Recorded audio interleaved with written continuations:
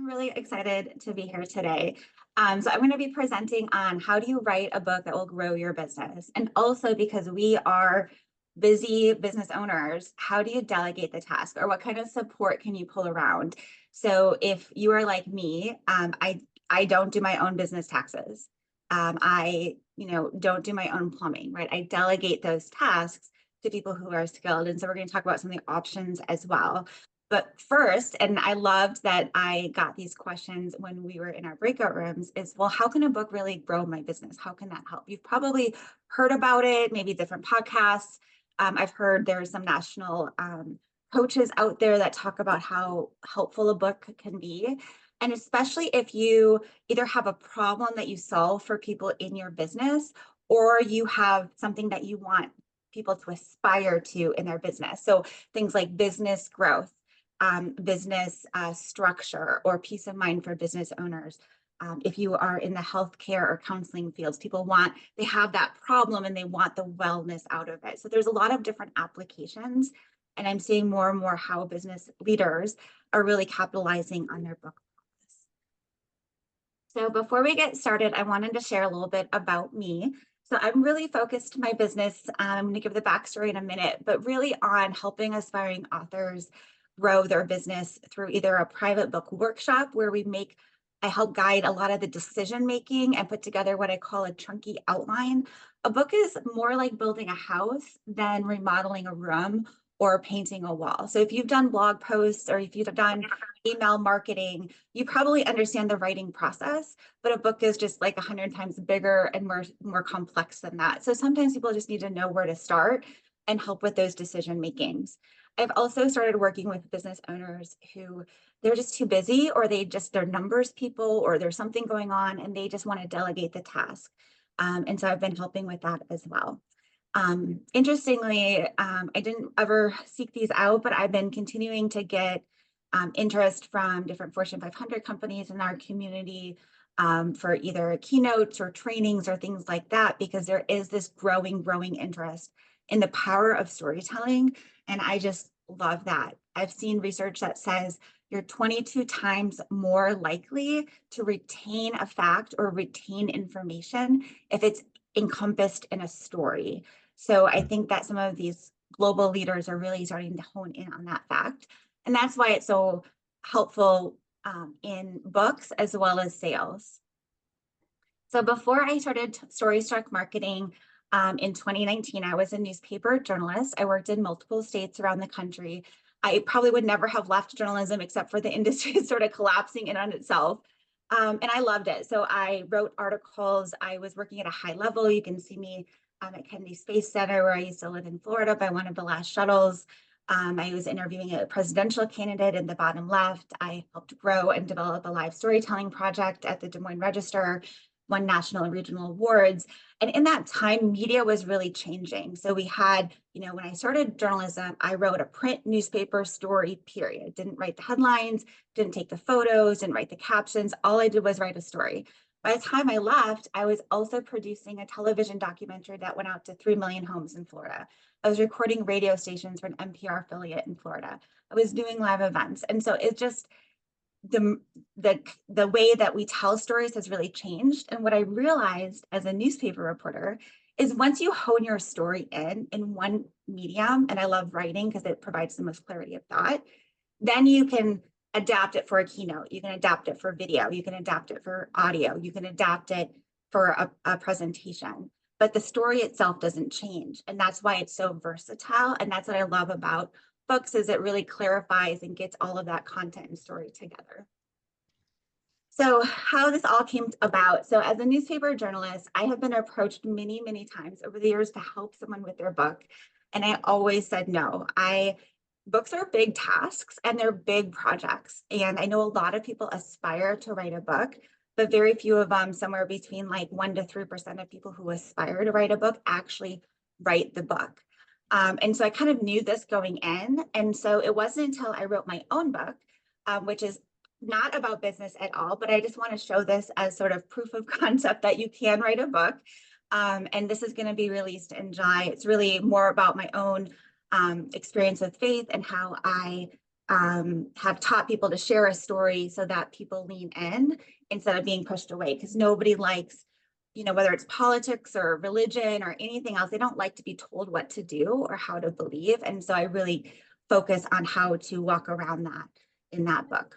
So how do you author a book to grow your business? And I'm using the word author carefully because when you're ghostwriting, I'm the writer, I'm not the author. So that means it's not my ideas, it's not my story. Sometimes I'll do the research to support, but it's ultimately the author's book. And I think the number one thing a book does is it makes you relatable to your prospects. We all know that people like to buy products and services by people we know, like, and trust. And when you share an intentional story and you share just a window of yourself, it's very intentional. You don't have to share everything. You don't have to share your deepest, darkest moments. But when you do share a little bit about yourself, people are like, oh, they're a person. And you don't actually have to be present as in a sales conversation because you're sharing it in a book. So it becomes like a silent salesman. The other thing a book does is it positions you as an expert. So now you have authority and you have a credibility. It's not enough to just write a book, though. You really have to go through the work of clarifying your approach, your method, your message, your framework that you're teaching. I think consultants often do this, where they develop their own unique principles or a process. I think people in the health fields will do this, especially if they specialize in a certain area or they've noticed a certain treatment is really helpful. They really bring that own message, and through the book writing process, they're able to clarify, this is what I do, and this is my own experience that is a unique that I can give to other people. Because you've gone through those two steps, and that's really the foundation. If you're writing a book just about yourself and how wonderful you are, kind of like a business card book, it's not going to be able to do these things, because when we bring our ego in and we say, look at me and look how wonderful I am, it really turns people off. And so when you write a book that's more of a gift, like, I want to help you, the reader, I want to help you as the client, people are more likely to lean in. And it also makes you more approachable. If you put yourself on a pedestal, people don't approach you. And we all want to be approached as business owners because that's how you make sales. So once you have intentional stories, you've clarified your message or your framework, now you've written your book, and all of a sudden people say, oh, they know what they're talking about. Now you can do book publicity, which is wonderful, because instead of it, nobody wants to interview someone who's just salesy. I mean, I was a journalist, like that was the last thing I wanted in an article. But now you have a message that's kind of tangential to your sales pitch. So now they want to interview you. So now your name's out there, your business out there. We talked about podcasts. A lot of authors get interviewed on podcasts, and a lot of people find the solutions or their books or their business on podcasts. And so a book will help you get those interviews, but more importantly, it gives you something to talk about. And I think that's the biggest challenge, is if you don't know what your clear message is, it's not going to be as effective, which is why the book writing process is so important. And I've actually had a client I'm working with now is actually revamping their whole marketing approach because of the book writing process, how we've clarified their message. So it also opens the doors to speaking, keynotes on your story, your message. You've already crafted and clarified that, so now you can repurpose it. And there's just something about your book where people say, oh, they wrote a book, they know what they're talking about, especially if they've read it. And I've had the opportunity to do speaking without a book. And yet what I have noticed is I come from that background of storytelling. And so people are like, oh, the 14 years of journalism is almost a substitute for the book. And so I was often wondered, well, why don't more people get opportunities like this?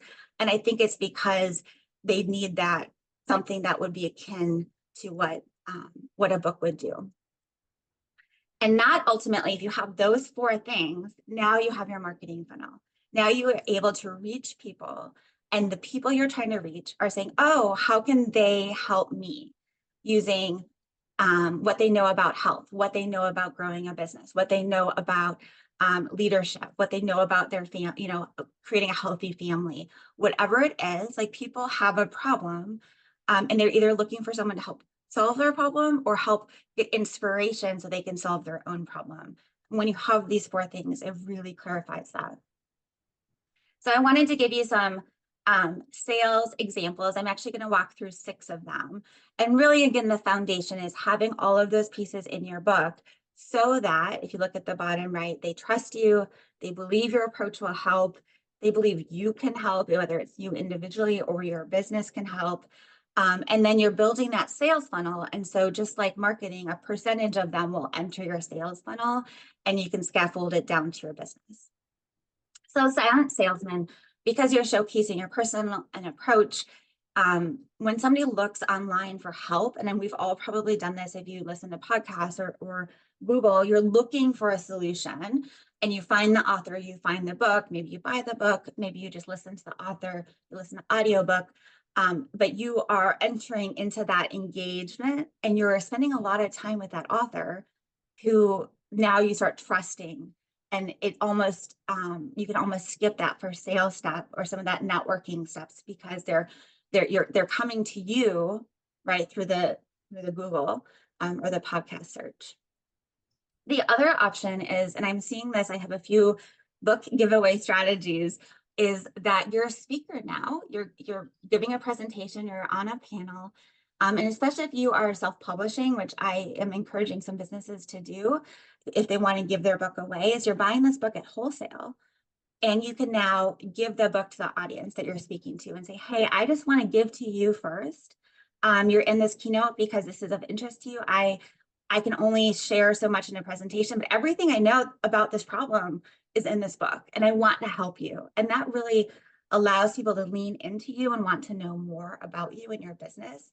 And it's a lot less, you don't have that same reaction of like, oh, I'm getting a sales pitch. It's more like, oh no, I want to help you. And this, I really believe this book will help, and it creates that big step forward. Referral sales. So this is another one that I love. So you give 2 books to your clients as a gift. And these are clients that already love you and trust you. They might read the book, but you say, hey, one is for you as a gift. I've just loved working with you as a client. One you give away to your other clients, someone who is facing a similar problem. I just want to help. Can you just give this book away as a gift? And I have experimented with this on my own. So if you are curious about how this works, take a book off your bookshelf, give it to someone who could use that book to help you. And when I have done this myself, just with other people's books, people are so grateful and so thankful, and it creates that referral. And especially if you've already worked with them as a client, it's not just the book, it's the conversation about who you are and that personal, like, this is how they help me. And you're kind of encouraging it through that gift of a book. Another referral sales option is to, when somebody reads your book, and this is cool because it happens kind of out of you, and then they recommend it to someone else. And that's just what happened in the breakout room. We talked about various books that are helpful. We talked about different podcasts that are helpful. And so all of a sudden now I'm like, oh, maybe I should read the book. And a percentage of those sales often will, or a percentage of those readers will often enter their book funnel, especially if that book is written for that specific person at that specific book period of time. So if you were just starting a realtor business, for example, you are probably looking at books about how to be a realtor, how to grow a real estate business. And if you also have steps into your sales funnel, whether your ultimate goal is acquisitions, if it's consulting, if it's training, if it's some sort of framework or a product that would help business owners in the real estate business, then you're building that trust and you're building that line to them. Okay, so these are some of my favorite examples. So a partnership. So I've actually heard some local examples as well as some national examples of business owners who wrote a book and large organizations heard about the book, read the book, and invited them in to do training or consulting or apply their methodology. And when I have talked to these business owners, they have said, there's no way I would have otherwise gotten in the door, except for that they showcased their knowledge and expertise, and that person found them. I actually heard an interview from someone who said, I can trace $2 million of sales to 2 books. Because they were read by 2 individuals who worked at large corporations that ended up hiring them over the course of time for $1 million each of services. And this is very serendipitous. Obviously, you can't control this, But if you do the advanced work and you clarify it enough that you don't need to sit down and tell somebody what you do or why you do it or how you're different, it's in the book, then this kind of thing is more likely to happen. The other example that I've seen and I have benefited to is somebody hears about your book or they hear you speak about your book, and then they invite you to go speak to your own, to another conference or to their internal audience if they're a corporation. And they see what you're doing and they want to apply it. And now you're in front of more of your ideal audience, right? So it kind of opens up your network even more through those partnerships. So even if it's not a big consulting agreement, just getting your foot in the door with a speaking engagement or being invited to another conference to speak is a huge opportunity that is helped by that initial investment of a book. Okay, so how do you attract your ideal client to your books? And really that's the goal, is it's not like the push sales or the push marketing, it's attracting them to find you.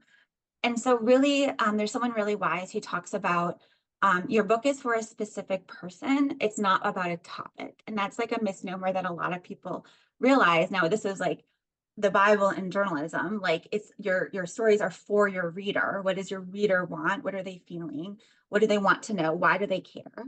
But oftentimes, the challenge can be in marketing, as well as with books, is you're focusing too much on yourself instead of other people and how you can help. The person is at a specific time in their life, right? So the book that you write for someone just starting in real estate is going to be different than someone who is now managing a team and having to be a leader in that team. So it's a different type of book at a different period of their life. And when you put those two things together, then you have an ideal reader that could just read your book and say, this is changing my life because it's speaking to my very specific need at that time. Now, does that mean it's not going to be helpful if you write a book for realtors, but will other people not benefit from it? Well, of course, other people are going to benefit from it. There's a lot of people who start that type of service type business, and they might find it and say like, oh, wow, this is helpful. Like the realtor example doesn't apply, but the principles hold true. So you're not limiting yourself. People feel like it's very limiting. What you're doing is you're doing target marketing and you'll still attract people. But what you really want to do is have that one person who would most benefit from your services say, wow, this book was written for me. The other thing you're doing is you're addressing both their perceived problem and their actual problem.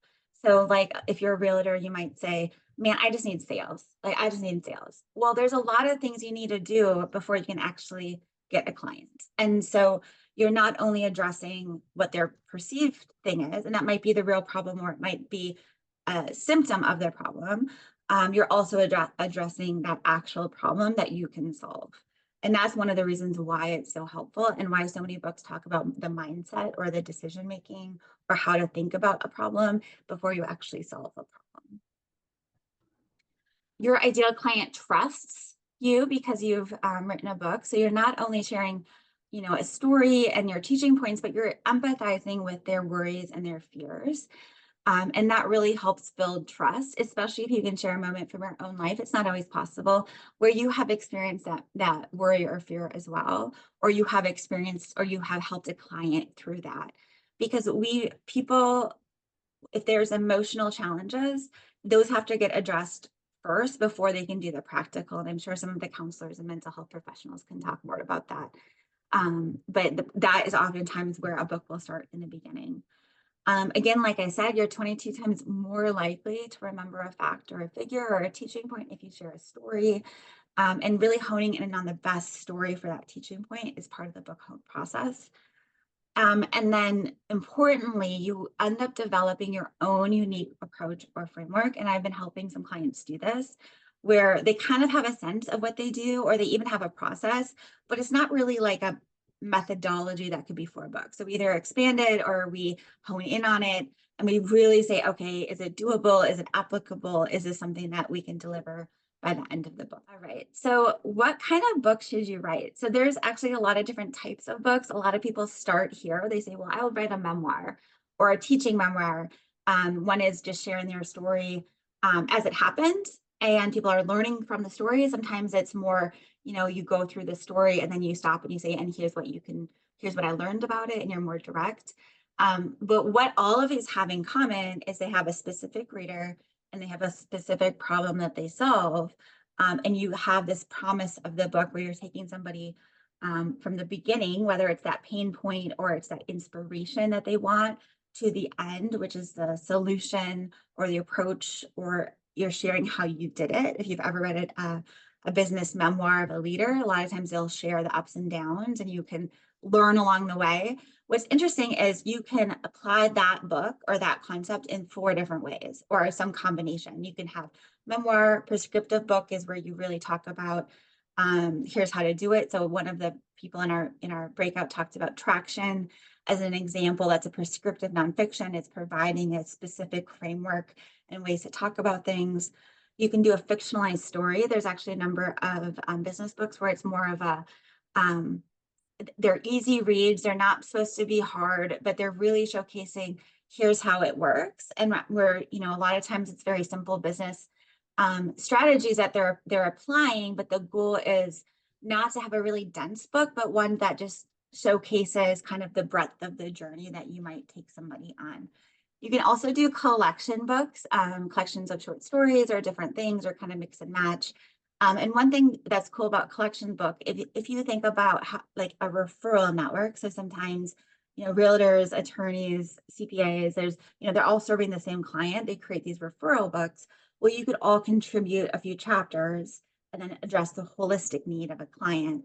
And so you can co-author a book through that format if you're trying to serve a client in a specific time in their life. All right. So how do you start your book? So I have been telling clients, you really need to think about what your strengths are and what your weaknesses are. What time I have available. There's a huge time commitment when it comes to writing a book. And writing your first draft is only the start. There's always the revisions, there's the editing.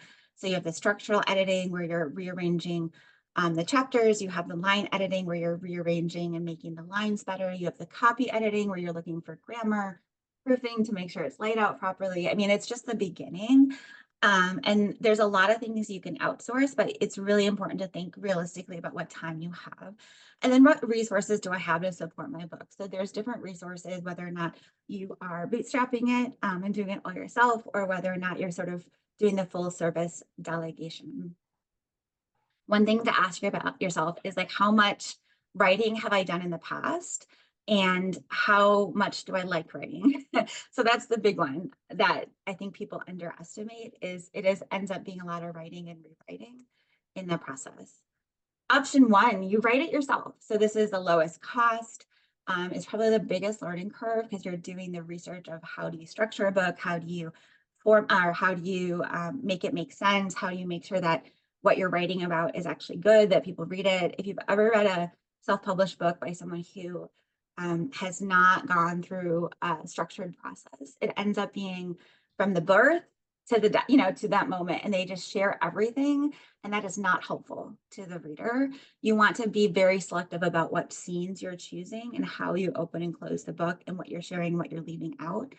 And so one of the mistakes people make in this process, if they don't have a background in it, is they just write everything. The other mistake, and then, people don't read it because it's like way too much and nobody wants to know about your mom's, if you're, selling real estate. And then the other mistake is that it's too little. So it ends up being more like a PowerPoint presentation where you have the main points, but you're not actually encompassing them in a story or bringing them on a journey. It is the most cost-effective option, especially if you have a writing background. Another option, I don't offer this personally, but it is out there, is a book coach. And so this is really like when you are starting writing, how can you get encouragement? How you can think about mindset? How can you talk about time management, writing goals? A lot of times people talk about how many words I'm going to write the day or how many hours I'm going to do. And they'll do some teaching along the way, but it's really more about the mindset around writing a book, not about the book itself. So when I was talking to folks, when I was pivoting my business, what I found was that about 2 out of the 3 people I talked to said it was not what they was expecting. It was kind of a waste of time. They were expecting really more hands-on specific help in their book. But the one person I talked to who loved working with a book coach was she was a prolific writer. She had loved blogging. She loved blogging as part of her business. She had gotten into a profession that had a lot of writing in it. And so she was really looking for someone she can bounce ideas off of, in the same way that I used to bounce ideas off of my editor when I was a journalist before I did a story. And if you're in that boat, then that would be a really great option. And she just said it was such an amazing experience. So it's just kind of give and take in terms of where you're at and what you're doing with it. The people that did not like book coaches, they said that they were not writers by nature. They were more analytical. They were more talkers. They were numbers people, more scientific people. So it's just kind of a different skill set they're bringing to the table. This is something that I offer, and there's different people around the country that offer this. So this is a private book workshop where you really are working on the foundation of your book. So who is your specific audience, at what period of time, what is your core promise of the book, the message. We walk through a chunky outline of the book. So what is the specific outline that you'll write it in? And you're walking through what's called developmental editing. So you're making decisions about your book and creating a plan to execute the writing of it. So I like to start clients here because we're making decisions together, and really trying to get to the core of the message before the writing starts. You're going to save a lot of time and energy that way. It does require some flexibility.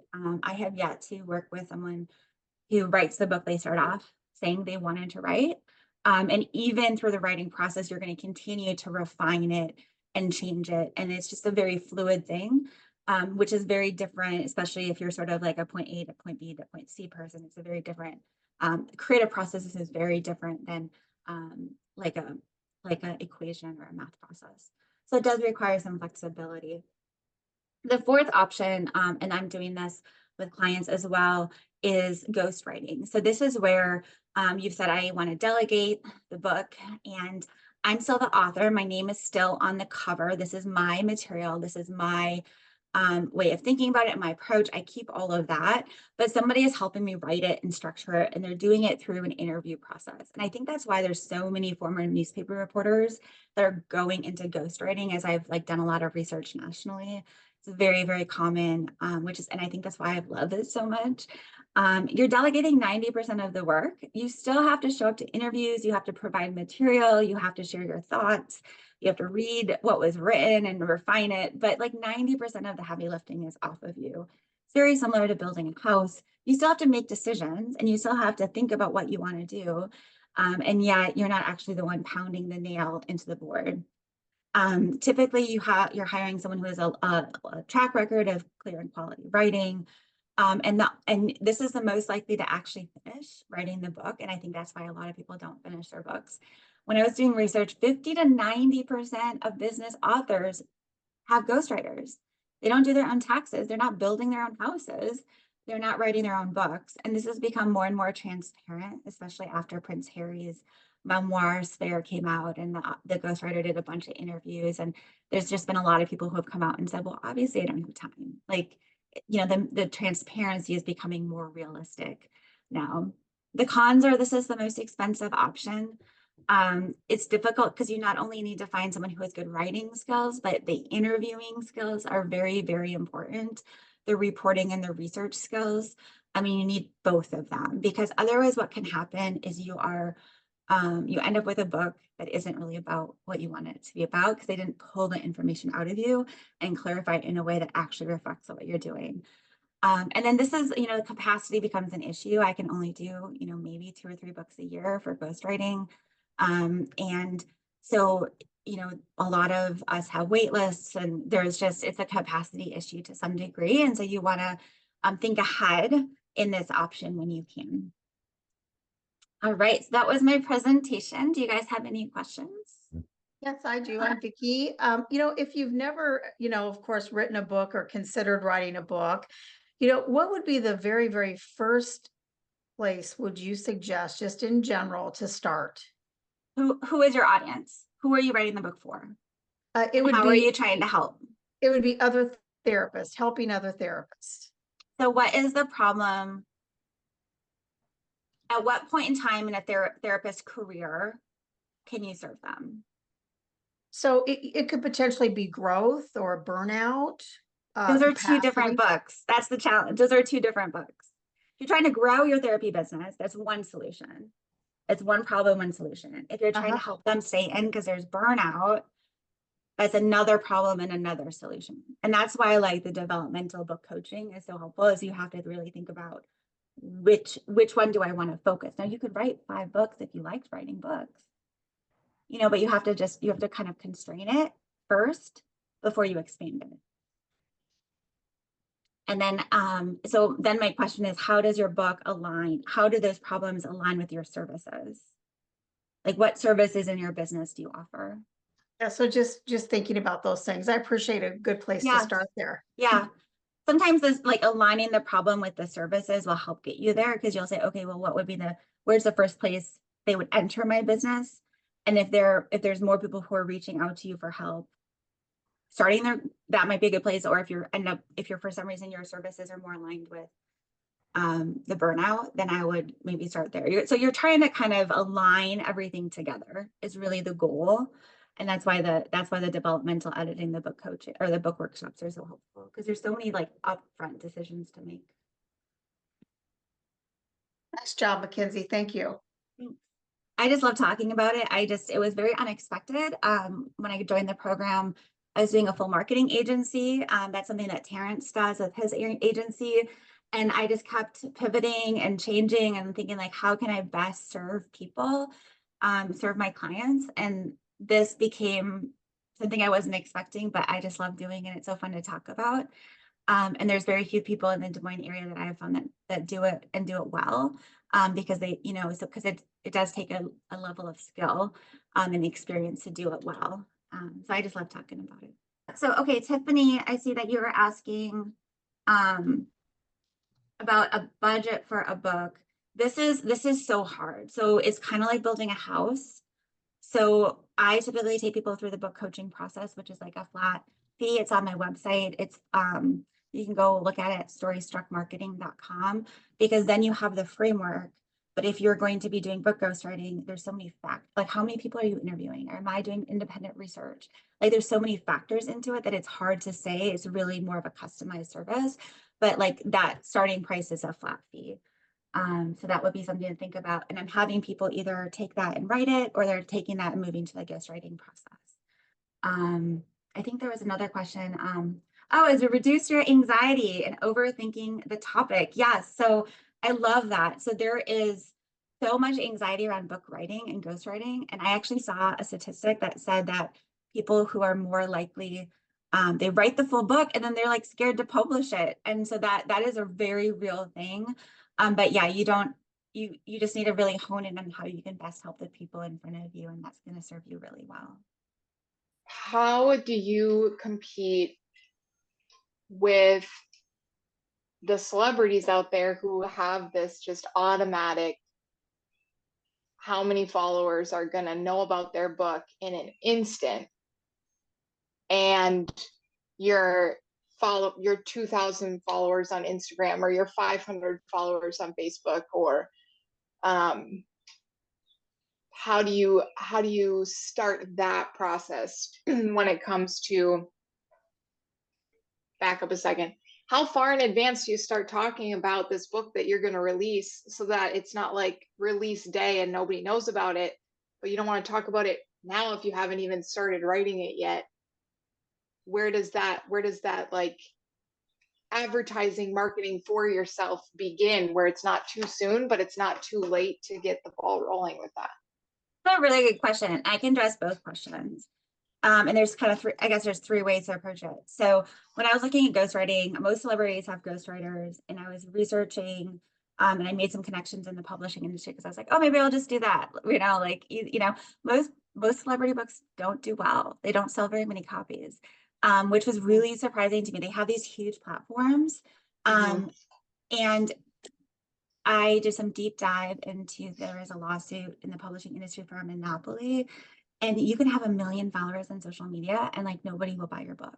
And like, that's kind of the weird, Like, so it's kind of a weird dynamic where sometimes it does really help, but it doesn't necessarily, sometimes like they've bought the followers, like they've done some Mm, stuff optically. And so I wouldn't compare the number of followers people have on social media to actual book sales. Because when I looked at this lawsuit and it really showed that that's not necessarily correlated. What the engagement is what matters. And so you yeah. can do really well if you have a small number of really engaged people. And the statistic I found, and obviously this is going to change for every person, is that for 100 books that you sell or that people read, you're going to have three or so really avid fans who are going to sell Mm, 100 more books for you. And they're going to talk about your book. And you're just, because you're serving them so well, you're helping them. yeah. And that's really the core. So I wouldn't worry about the statistics. The other thing is that you can use a book to grow your platform.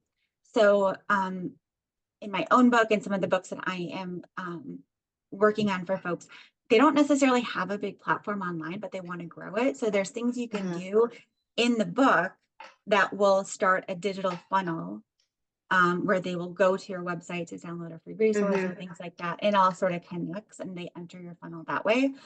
So even if you don't have a big platform, that shouldn't worry you. You can use your book to grow your platform. Most traditionally published books, you only get a few weeks of marketing support. The books that do really well over time, whether or not they're traditionally or self-published, the author has invested in marketing and sharing that story for years. And so Mm, it's the traction, you're continually giving it away, people, you're just continuing to sell it or like whatever it is, you're getting as many books out there as you can and like seeding that. There's another part of your question and now that I'm forgetting it. Oh, no, I marketing. mean yeah, yeah. Like when in the process do you start that? Like how far? You know, like because there's always delays, or it's like a house project, right? Like it's only supposed to take 2 to 4 weeks. 4 months later, the electrician's finally coming back. Um, how do you advertise that process without them being like, release days tomorrow? Oh wait, there's a delay. Release days next week or next month or 3 months from now because now it's COVID or like whatever it is. What would Yeah. you say is a great timeline to start telling people this is even going to exist? Yeah. So I think those are really good things. So there's things you can control. And then there's things that are completely out of your control. So like nobody cares if you delayed your book for COVID because everything was delayed. So if Right. something big like that happens, like that's okay. Like that's just life. Um, I would recommend starting, you're right on, like you want to start a lot earlier than you think you are. You Mm-hmm. can start even before you announce your book by just testing out different concepts. So if you, like one of the things I did for my book is I actually held a class because I wanted to test the concepts that I was teaching in the book to see how they worked.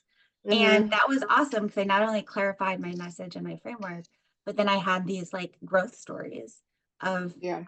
what people got out of it that I was teaching. And that also created those early fans, right? And then once I actually started writing the book, so I had essentially gone through my own book workshop where I had the promise, I had the audience, I had the chapters, like it felt like this is a plan. Like I have the design of the book. So you're talking about maybe the things in the book before you talk about the book itself, like the cover. Yeah. But then Gotcha. once you actually have the outline and you're starting writing it, then you can start talking about I'm writing a book. And people, especially the smaller your network, often the more engaged they are, which is a huge Mm-hmm. benefit. And so they're excited for you and they want to hear about that stuff. And you start talking about the journey of writing the book or the journey of discovery. And people really enjoy that part of it. Being part of it. Yeah. Yeah. Gotcha. Thank you.